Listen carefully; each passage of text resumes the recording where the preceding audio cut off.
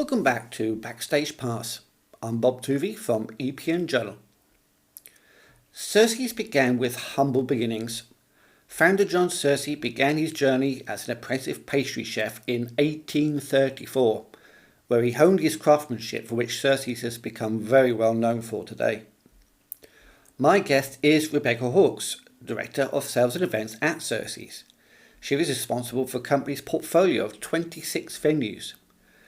This includes restaurants at locations such as St Pancras, Battersea Power Station, National Port Gallery and the Barbican. We discuss rooftop terraces, sustainability from kitchen to table, and of course wet weather plans, as we all know what English summers can be like. Before we get started, a big thank you to our partners for their continued support, Vivid Ink and Eventflow. More about them at the end of the episode. We start with Rebecca describing her role at Searcys. I think my role is quite varied, as you might imagine. You know, we have out of the portfolio of about 26 venues, we have 17 where we run and manage the sales ourselves. So my primary responsibility is to kind of oversee those venues and to make sure that we have got great sales plans in places, that we're delivering events, and ultimately, and kind of most importantly, that we're putting our guest experience and our client experience at the forefront of everything we're doing. I work very closely alongside our marketing team to make sure that we've got all of the promotion assets and content that we need so that we can promote the venues across the wider digital platforms that we work on. And I also lead our central sales team, which is called The Collection. And they operate across all of our venues, placing business across the estate when we generate inquiries that for people that might know that Searcy's kind of be interested in a Searcy's product, but not necessarily know exactly which venue they want to go to, we'll then help them to find a venue as part of that process. That must keep you really, really busy.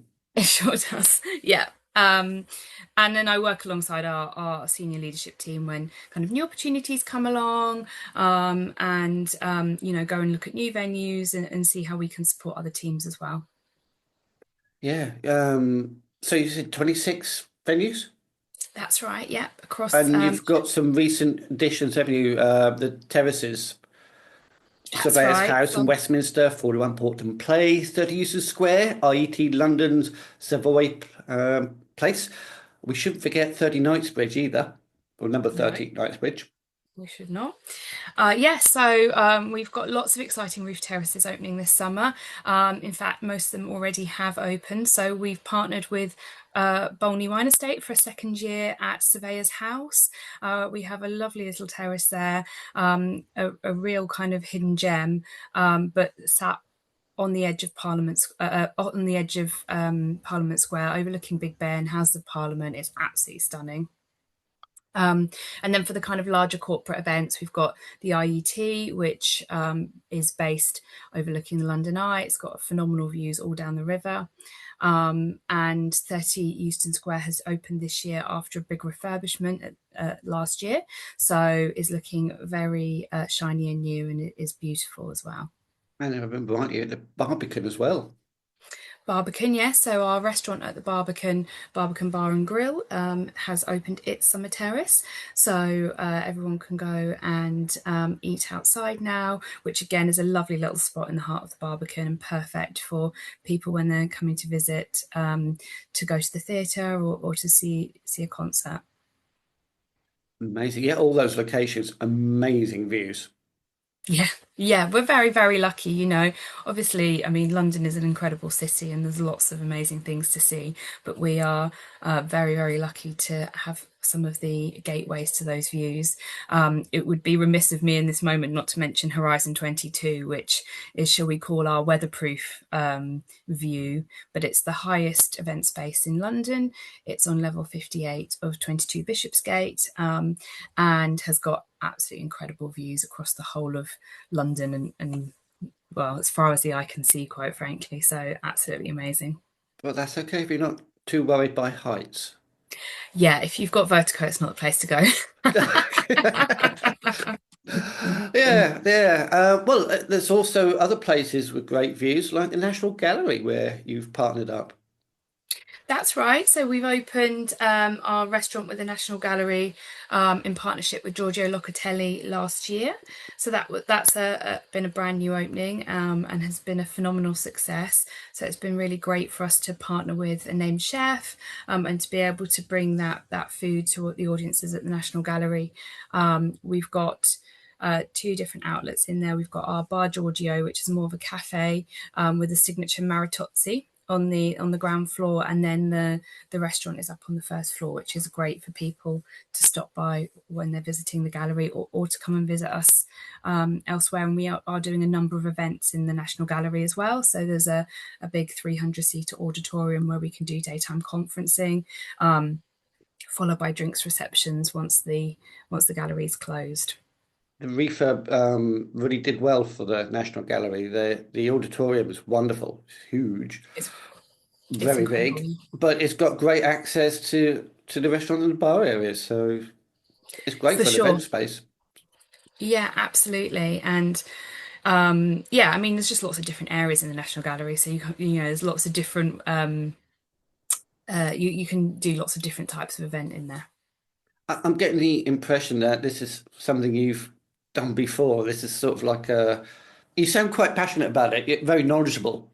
So I'm wondering, is this something that you've done previously, or is this that's led up to this great position for being at Searcy's?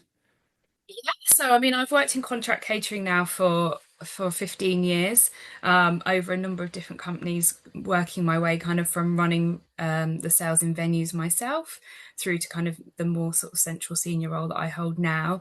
So, I started off at the very beginning of my career in hotels, and like lots of young girls who perhaps have watched too many romantic movies, thought I wanted to be a wedding planner, which I did do for a few years, and learned a huge amount of experience there.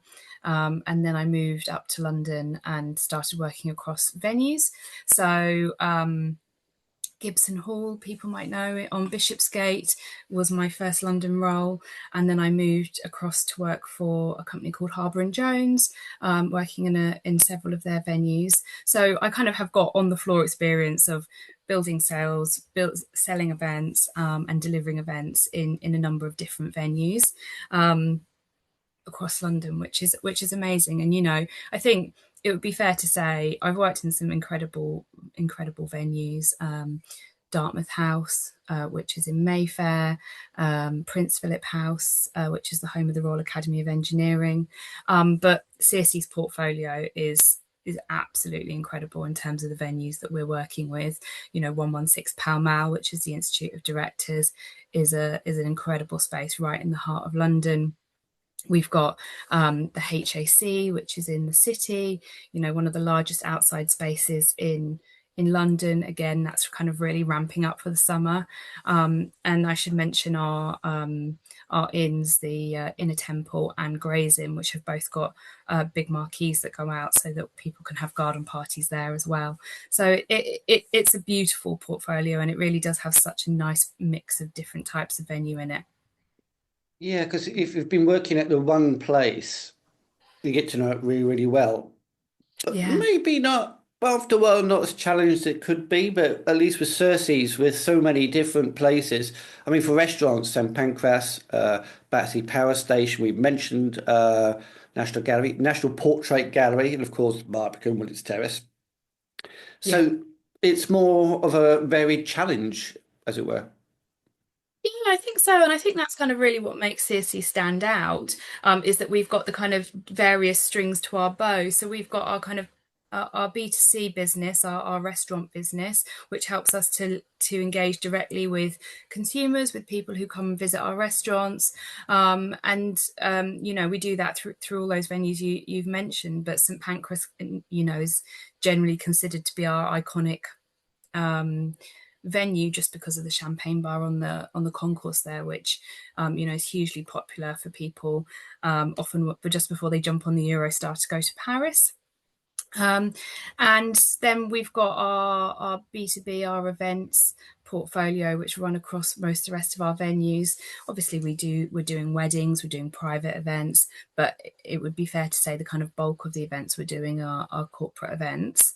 And then the other part that we have is Searcys events, which is our delivering catering service. So we have a central production kitchen, and then that allows us to be able to cater in venues that don't have kitchen facilities. So we launched Searcys events at the beginning of last year.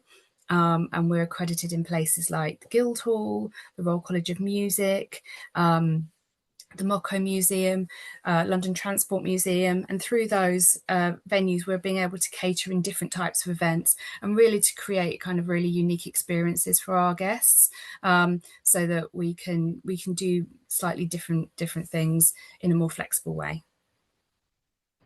Sounds amazing. As I say, a very varied set of challenges, I'm sure. Including British weather, of course. We've talked about the terraces and we've talked about outside spaces. I think you did touch on weather plans with the marquee. Is that something is it just something that clients ask for? Is it you're fully aware of what the British weather could be like? Absolutely. I mean, there's one thing in England that you can't guarantee, and that's the weather. It's beautiful at the moment, but who knows what it will be like next week. So we always have wet weather plans. We don't sell spaces without indoor spaces or some kind of cover, just because you can't guarantee that you're going to get to be outside for an event. So we always make sure that there's a backup plan, there's a wet weather plan, so that everybody is protected should it rain, and that everyone can still have a great event, because ultimately that's what we want. We want people to go away from being in one of our venues saying that was amazing. So we wouldn't let the weather get in our way for that. Yeah, the only thing you can count on British weather, it's been unpredictable. Absolutely. That's the only thing. So yeah, with so many different sort of B2B and B2C activities going on with the restaurants and the catering and setting up kitchens in various places. Um, how much of a challenge is that when it comes to being sustainable? And I know you guys are very hot on sustainability. Could you just talk about that for a bit? Absolutely. So yeah, as you say, sustainability is so important for us, and we've got some really kind of good targets in terms of how we're trying to bring down our emissions, and to make sure that we are producing food sustainably. And I suppose one of the challenges from our side of things are when people are booking events, that tends to be kind of what they consider a special occasion. So and people who might be very good at other times of the week, let's say, in eating sustainably or trying to reduce their meat intake, when they then come out, treat that as an opportunity to splash out. So what we have to really make sure we're doing is creating sustainable food options that are equally comparable to the kind of perhaps less sustainable food options. But we do that through, looking at our sourcing. So where is the food coming from? How are those farms treating the animals, but also treating their land? So, we really try to work with farms that are doing regenerative farming. Sorry, I can't get that word out. But looking after their land and looking after their crops. And it's like switches, perhaps moving away from beef, but towards venison, and really kind of seasonal produce at the right time of year, to make sure that we're reducing the miles on it and we're reducing the emissions where we can. So that's a kind of really important part of how we are looking at it as from an overarching point of view. In terms of kind of on a more granular level, we have sustainability champions in every venue in our business. So they're there, boots on the ground every day, trying to look at how we can be more sustainable in our venues, and how we can look at how we are processing waste, processing food, and really looking at how we can reduce those emissions.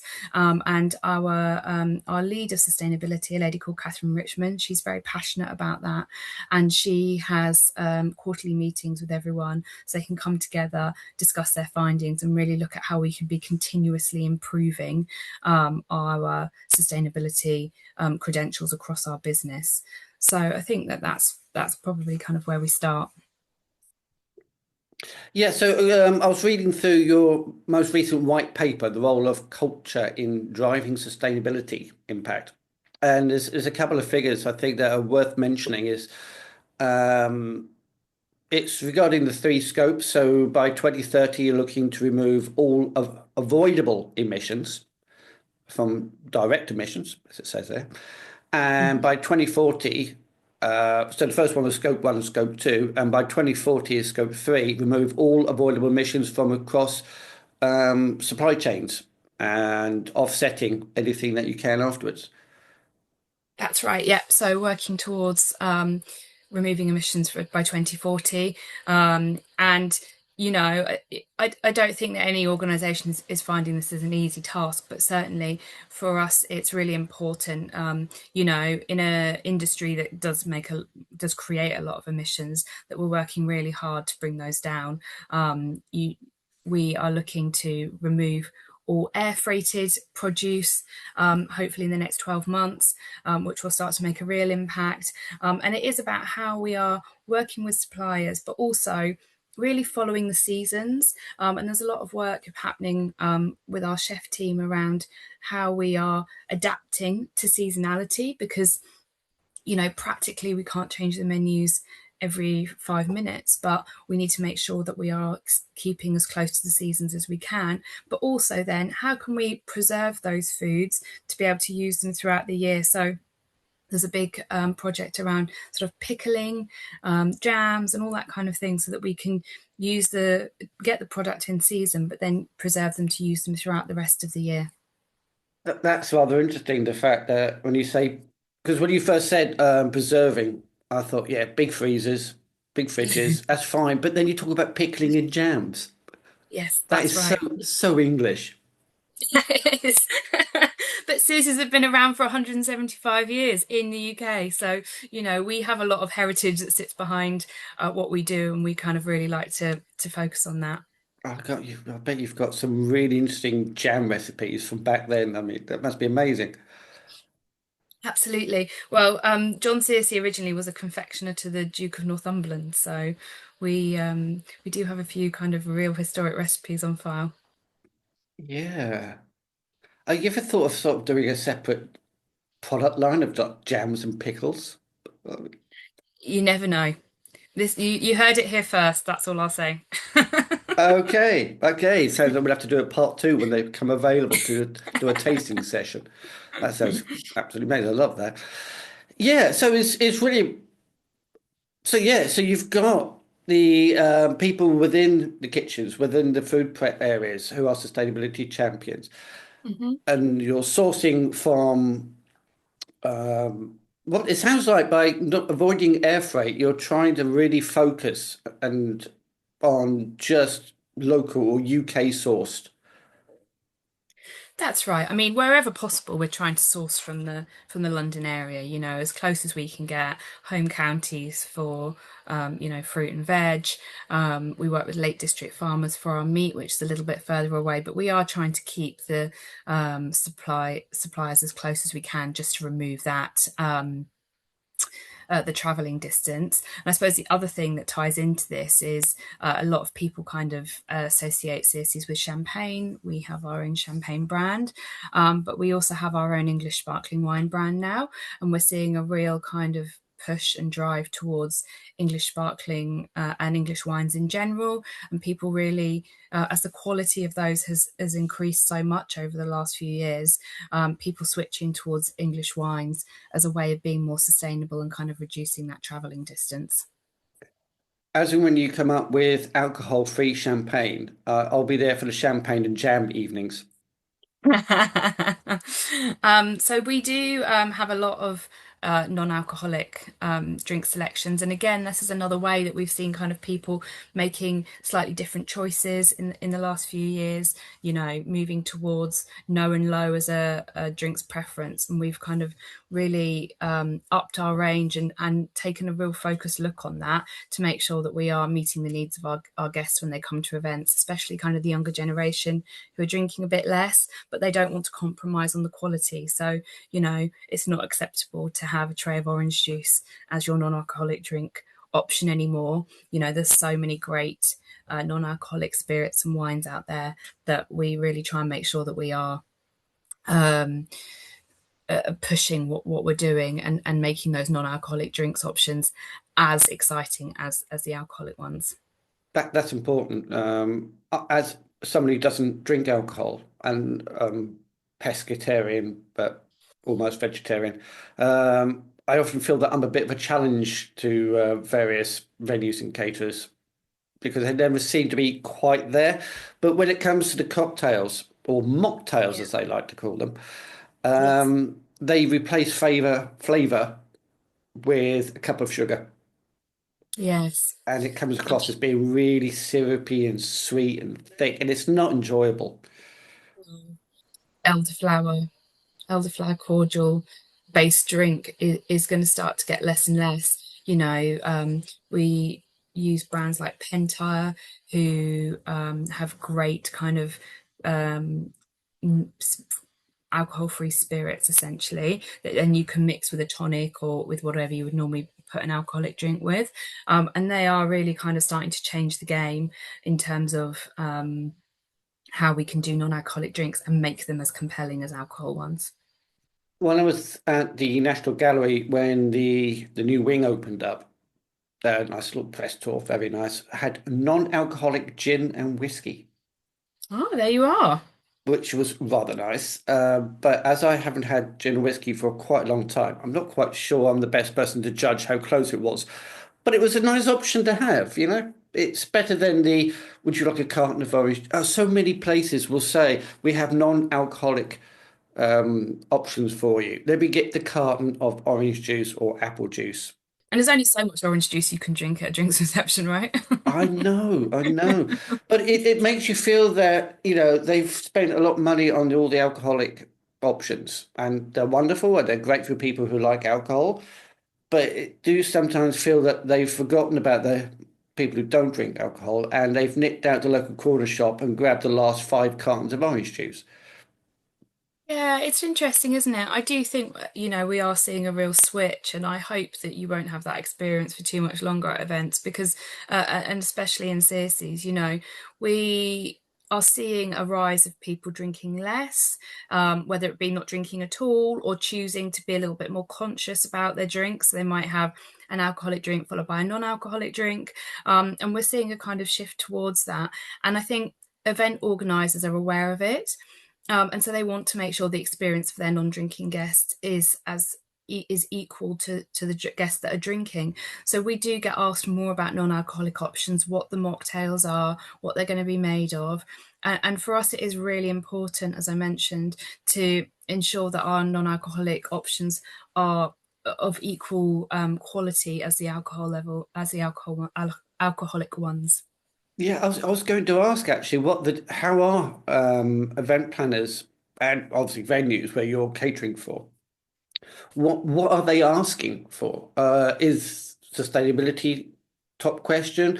Is it the alcohol-free options or meat-free options? What are the top sort of demands or interests coming from these places?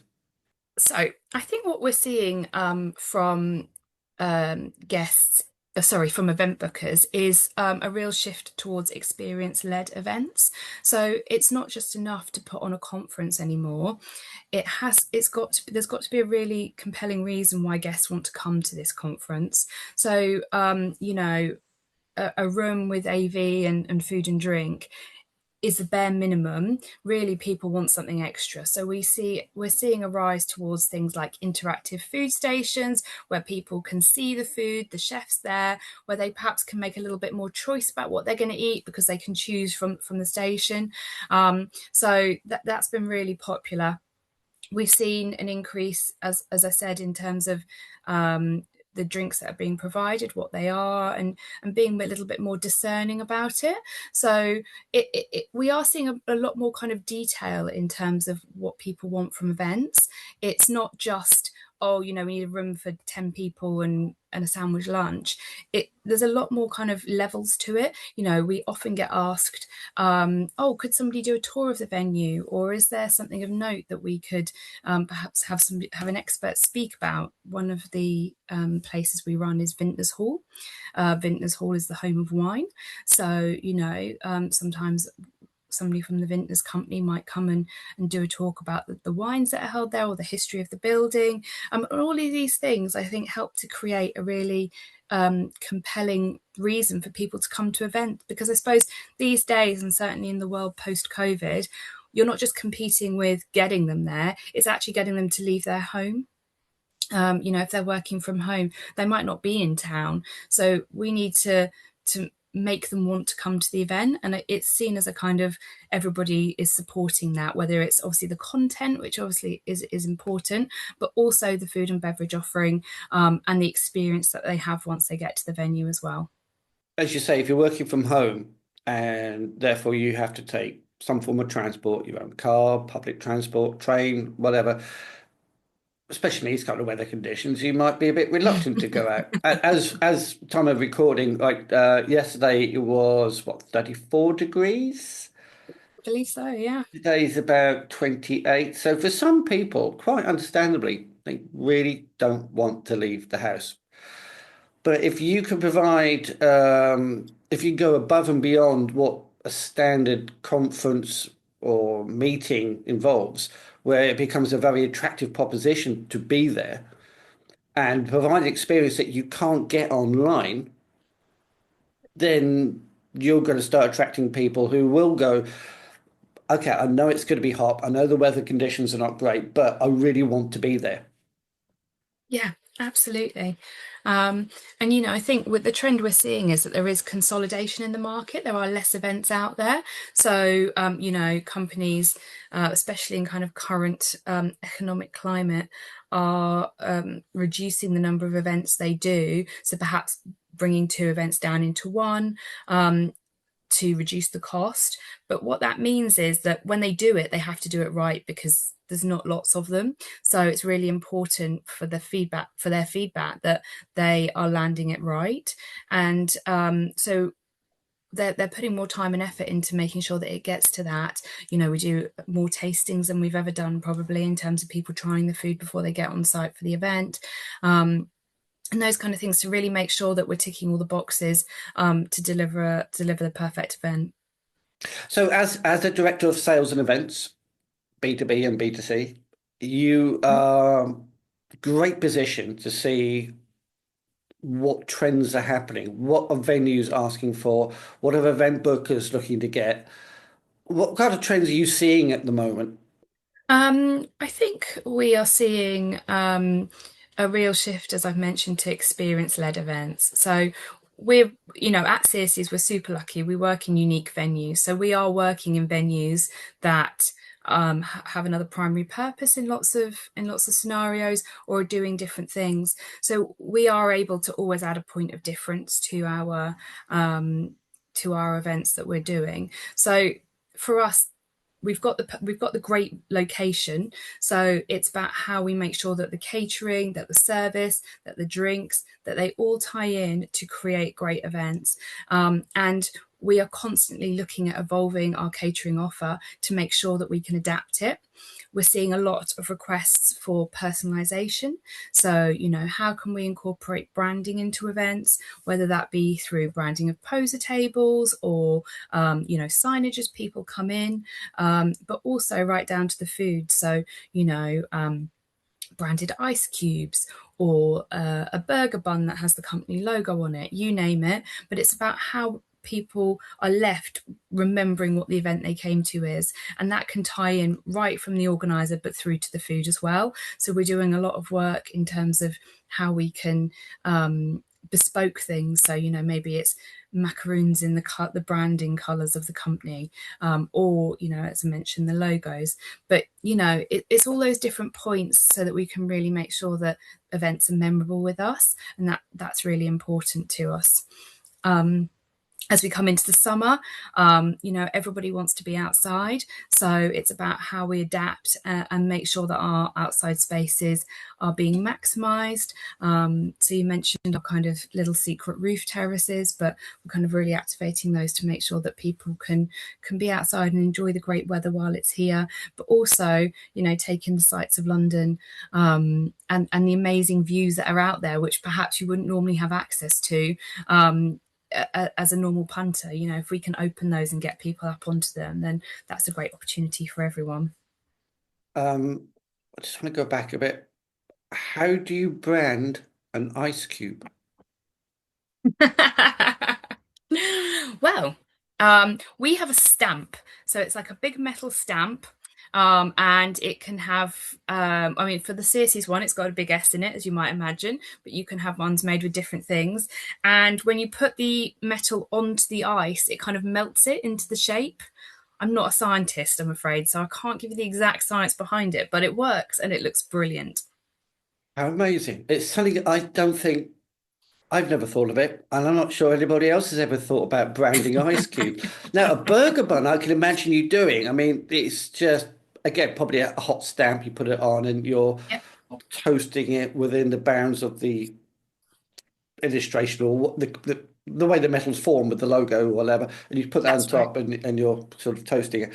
But to brand an ice cube, I hope you trademark that because everybody's now going to go, well, that's amazing. Why did I think of that? I should mention it has to be a big ice cube. We're not talking about the ice cube that you're making at home. Yeah, so it's got me thinking now. Very large ice cubes, banded ice cubes in a cup. Yeah, So, there you are. So you wouldn't forget it, would you? oh, I want one now. Okay, last question then, because now I'm just thinking about ice cubes. It's terrible. Last question. Okay, again, back to the trends that you have seen. What do you see coming in the future? Well, I think that you know, the core sort of requirements for an event, things like AV, I think that's going to continue to evolve, and we need to kind of keep pushing the tech. Um, I still think we're going to continue to see this experience led stuff, and there's going to be a real push towards different types of food offering. I think in general, the world is getting a little bit less corporate. We see a lot of the kind of corporate companies now trying to make things a bit casual, whether it's like ping pong tables in the office, whatever. So it's going to be how we adapt the food style to match that at our events, and really keep it kind of flexible and forward thinking. There is a trend now of, oh, that's not a trend. I mean, everybody's back to face and informal face to face and phones put away, Yes. which means you can have more chance to talk to people, network properly, which is all good for mental health. Hmm. And also, I suspect people are just going to enjoy the food more because they can pay attention to it as opposed to sitting there staring at a screen and eating. Yeah, I agree, and I suppose I think that as we are as economic times are challenging, when companies are hosting events, especially for their staff, that's that's how they're being rewarded, that's how they're being recognized. So it's really important that people feel come away from those events feeling like they've had a great event, that their company has invested in them, and that really responsibility to a huge extent falls on us as the venue, because we're the ones that producing the food, the drinks, and really making sure that it is memorable for people. So I think that that ties in, and is really important. Well, Rebecca, thank you so much for your time. I think we're all going to enjoy summer. We've got the British weather's been kind as we've got a mini heat wave in May. And I think we're all going to be hitting the rooftops, enjoying some nice drinks. Well, we look forward to welcoming you across Searcy, so please do pop on down. Thank you very much, Bob. It was lovely to speak to you. And lovely talking to you again. Thanks for your time. Thank you. A huge thank you to Rebecca for her time, and a big thank you to our partners for their continued support. Riveting, PR and social media marketing specialists for the event industry, and Eventflow, the secret weapon for event teams who've had it with PDF exhibitor manuals. Don't forget to like and subscribe so you get notifications of new episodes. If you have a comment about this episode, then please head over to EPN Journal Community, link in the show notes, and find out how you can share your thoughts. Thank you so much for listening.